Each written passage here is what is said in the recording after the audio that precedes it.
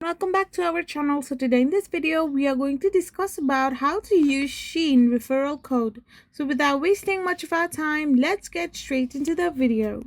So to use this SHEIN referral code, the best method is to enter it on the search bar on SHEIN app or website. So simply open a web browser and type in the URL www.shein.com. Once you do this, you will end up in the official website of SHEIN. You can also specify the country you want to go on. So once you have done this, simply go and tap on your search bar. So once you're in the search bar, you can simply type in the referral code that you have got. So to talk about in more depth, you will find a unique referral code in SHEIN app or website, often within the affiliate or share and earn section. So once you have found this, share your referral code with your friend who are interested in shopping on SHEIN, and then your friend should use your referral code in the SHEIN's search bar. So you need to simply type it on, not as a coupon code at checkout, but as a referral code on the search bar.